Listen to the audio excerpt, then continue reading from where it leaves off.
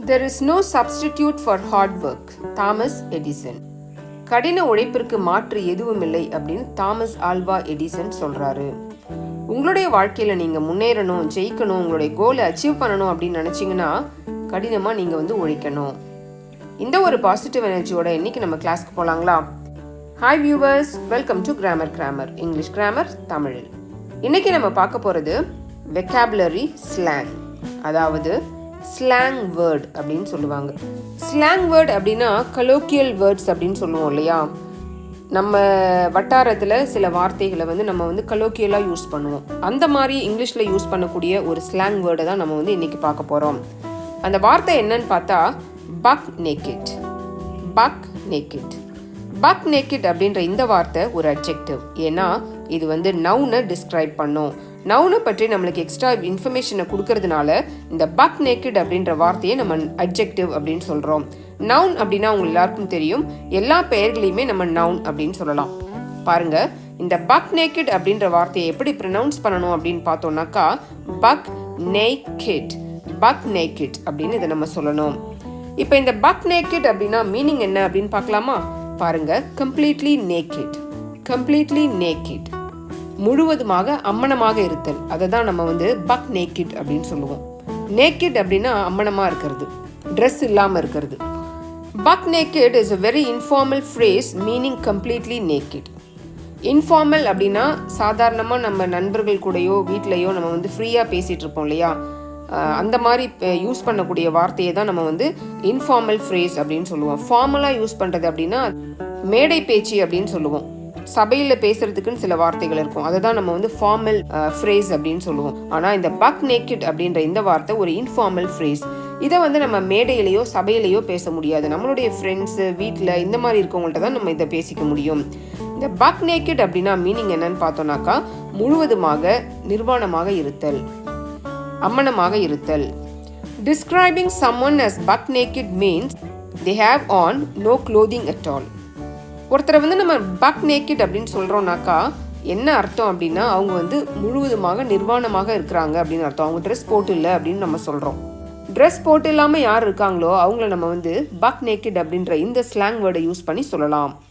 Buck is sometimes used as an adjective meaning completely or totally. இந்த buck அப்படின்றத மட்டும் நம்ம அட்ஜெக்டிவாக யூஸ் பண்ணலாம். அதுக்கு பொருள் என்ன அப்படின்னு பார்த்தோம்னா கம்ப்ளீட்லி, முழுவதுமாக, டோட்டலி அப்படின்னாலும் அதான் இல்லையா? பாருங்க, இந்த பக் நேக்கெட் அப்படின்ற வார்த்தைக்கு சினானிம், அதே பொருள் கொண்ட மற்ற வார்த்தை என்ன அப்படின்னு பார்த்தோம்னா stark naked. Stark naked. It is somewhat less informal. Less informal அப்படின்னாக்கா அது கொஞ்சம் ஃபார்மலாக இருக்கும் அப்படின்னு அர்த்தம். இப்போ நம்ம இந்த பக் நேக்கெட் அப்படின்ற இந்த ஸ்லாங் வேர்டை எப்படி சென்டென்ஸில் யூஸ் பண்ணலாம் பார்க்கலாமா? I was buck naked when I realized someone had taken my towel. யாரோ என்னுடைய டவலை எடுத்து தூக்கிட்டு போயிட்டாங்க அப்படின்னு நான் உணரும் பொழுது நான் எப்படி இருந்தேன் அப்படின்னு பார்த்தோன்னா நிர்வாணமாக இருந்தேன் அப்படின்னு அர்த்தம். இந்த சென்டென்ஸ்க்கு அதான் meaning. Robbie was running around his house buck naked looking for his cassette player. அவனுடைய கேசட் பிளேயரை தேடி ராபி அவங்க வீட்டை சுற்றி பக் நேக்கெடாக ஓடினார், நிர்வாணமாக ஓடினார் அப்படின்னு நம்ம சொல்கிறோம். He was standing in front of the house buck naked. அவங்க வீட்டுக்கு முன்னாடி அவர் நிர்வாணமாக நின்று கொண்டிருந்தார் அப்படின்னு நம்ம சொல்கிறோம். இப்போ பாருங்க, buck naked versus butt naked. Buck naked and butt naked are used to describe someone who is fully nude. Buck naked is the older of the pair. Buck naked, butt naked ரெண்டுமே ஒரே meaning தான். நிர்வாணமாக இருத்தல் அப்படின்றது தான் ரெண்டுக்குமே meaning. ஆனால் இந்த பக் நேக்கெட் அப்படின்றது ரொம்ப ரொம்ப பழமையான ஒரு ஸ்லாங் வேர்டு. அதுக்கப்புறமா இப்போ நம்ம பயன்படுத்துறது பட் நேக்கெட் தான் பயன்படுத்துகிறோம். ஆனால் பக் நேக்கெட், பட் நேக்கெட் ரெண்டுத்துக்குமே ஒரே அர்த்தம் தான், நிர்வாணமாக இருத்தல். இவ்வளோ நேரம் நம்ம பக் நேக்கெட் அப்படின்ற இந்த ஸ்லாங் வேர்டுக்கு மீனிங் என்ன, அதோடைய சினானிம்ஸ் என்ன, அது எப்படி நம்ம ப்ரொனவுன்ஸ் பண்ணலாம், அதை எப்படி நம்ம சென்டென்ஸில் யூஸ் பண்ணலாம் அப்படின்றத பார்த்தோம் இல்லையா? என்ன வியூவர்ஸ், இந்த வீடியோ உங்களுக்கு பிடிச்சிருக்கா? இந்த வீடியோ உங்களுக்கு பிடிச்சிருந்துச்சுன்னா லைக் பண்ணுங்கள், உங்கள் ஃப்ரெண்ட்ஸ்க்கு இதை ஷேர் பண்ணுங்கள்.